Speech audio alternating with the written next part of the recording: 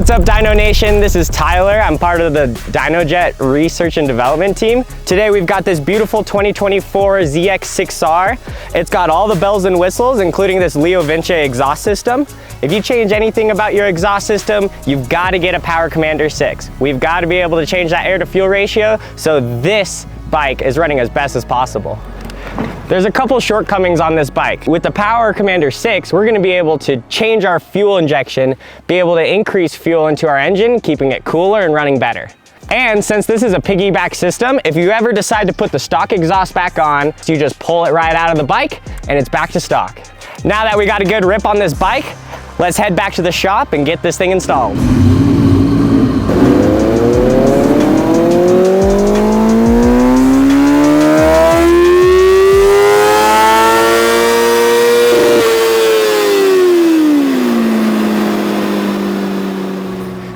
Now that we're back in the shop and we've got our Power Commander 6, to be able to reach the connectors, we're gonna have to tear this bike apart. So let's grab our key and let's get started. First thing you're gonna do is you're gonna put your key, and this is gonna pop off your main rear seat. And on, that's gonna give us access to this panel. But first, before that, we're gonna grab our size 4 Allen key. We're gonna take off this bolt right here, if you can see that.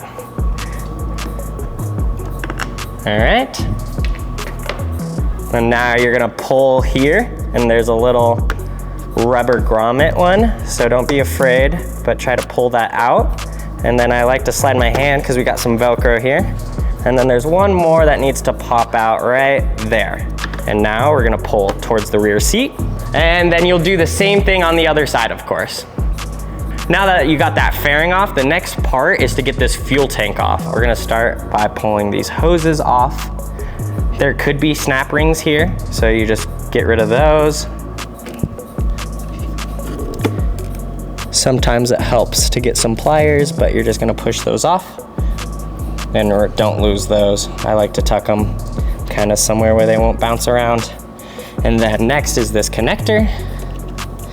Gonna kind of have to reach in there. Sometimes it helps to pull those tabs up on those connectors with a screwdriver or something. So now that those are disconnected and all our bolts are disconnected, we're gonna lift this tank up very carefully. And we've got our fuel connector. So if you wanna come in here and look at this, we've got 2 locks right here. Kind of just take a thumb or 2 fingers, it's pretty light. Push those apart. Ooh. Push those apart and push them out, and it unbuttons. And then I usually like to grab a paper towel or something because this is going to squirt. Now that that is all done, we're gonna grab a 10mm wrench, 10mm or socket, and there's this main bolt here. That's our last thing connecting this tank to the bike. So we're gonna get in there. We're just gonna get that all the way out. Nothing, it's this connector is kind of gonna get in your way.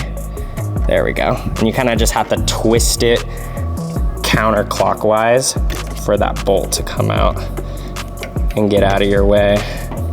And that should be all she wrote. Nice, there it is. So add that to your collection of bolts. And your final party trick is revealed. So now that we got the fuel tank off, to be able to reach one of our connectors, we are going to have to loosen up this air box so we can pull it aside a little bit, reach in there and get that connector in.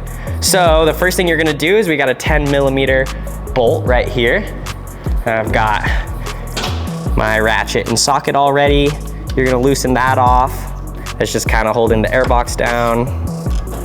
Cool. And there's a washer underneath that, so be careful to not lose that or have a magnet nearby to go fetch that out. Sweet, and now that's done. I'm gonna grab my 3mm Allen key, and there's a hole right here. And then if you look into that hole, you can see that bolt. And what that does is it's gonna loosen up the boots that are holding onto that throttle body. So we're gonna do it on each side, making sure that that is loose, but not too loose. And then if everything is loosened up, you can just get a nice good handle on this airbox. It should pop right out. So obviously the airbox isn't going anywhere, but if you come over here, you'll be able to see this is our secondary throttle connector, and then the one farther down, that's the one we're gonna be connecting. So now we've got access to that, and then our fuel injectors are right here. So we got 4, 3, 2, and 1. So that's gonna be our 4 cylinders, our 4 fuel injectors, and then now we can reach all our connectors. So now that we've got our bike all torn apart and we can reach everything, we're gonna grab our power commander and we'll bring it on over. So we're just gonna set it right here for now. It's gonna go fit right behind your battery. And we're gonna line it up this right-hand side of the bike. So this is gonna come right up over here and kind of sit down there. So what you're gonna look for is we're gonna look for our first connector that we're connecting. And you can kind of tell because it's the one that's the rightmost if you kind of point it that way. And it's a 3-pin. That is our throttle position sensor. So as we heard before, we're gonna reach down to that bottom second one. You're gonna pinch it and you're gonna disconnect it. And here's our little friend here. So how a piggyback works is we're intercepting the signals, right? So what you're gonna do is this is the one from before. So this is the stock one. I'm gonna clip our Commander one in, and then this one connects into where I just unplugged it. So we're gonna kind of stick that in down there. It's kind of a tight squeeze, but you'll hear a nice satisfying click, and there you go. Kind of nice and tuck that away, making sure it's not intruding on anything, and it fits really nicely. So you shouldn't have to worry about that. Now we can kind of snug this up. You'll hear another kind of satisfying pop when that decides to fit back on. Sweet. So now that you have the TPS connector, we're gonna go through and unplug all 4 of our fuel injectors. So we're gonna start at cylinder 4, cylinder 3, and if you're having troubles with these connectors, don't feel bad. They are always a pain. Pinch, pull. There we go. Sweet, and just like before, we've got 2 of these, right? So one's gonna go back into the fuel injector, the female one, and then the male one is gonna go into the connector that you just did. So the first one is going to be the blue one. So we're gonna grab this, we're gonna plug that in, boom, and then this will plug into the injector itself. So how you can tell if you've got the right one into the correct one is it says in the instruction manual which color goes to which signal, but when I'm installing these, I always just kind of lay my cord out and see how the orange one is pretty much gonna be the only one to reach cylinder 1, and then you see yellow will go to this one, green will go to this one, and blue. So it's pretty self-explanatory. Let's clean this off and attach it, and then, ground and attachment. So this comes with an alcohol wipe and some Velcro, and then it also comes with a brain. That'd be nice. Yeah, that's optional. I mean, we do ride bikes, so you do own a ZX-6R. Okay. Sweet. So the next connector you've got to do is actually our ground cable. So you'll grab a 10mm once again, which if you start working on bikes, you'll find out is gonna be one of your favorite tools. That will just come right out. You're gonna add your ground on top of this. You'll tighten her down.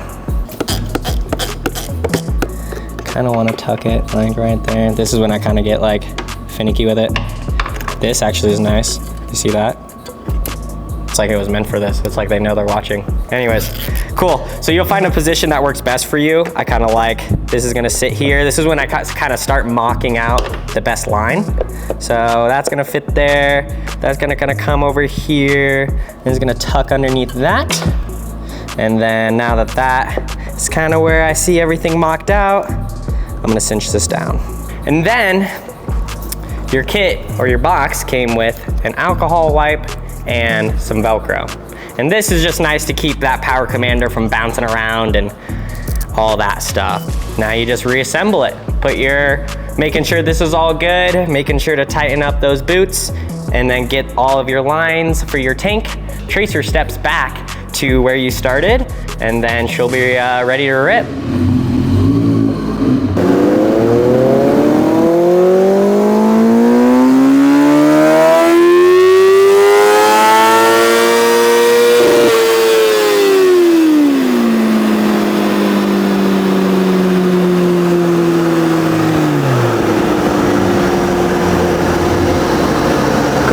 So this is the result of the ZX6 or the 2024 ZX-6R. So that red line that you can see, that was, we put it on the dyno as soon as it rolled into the shop.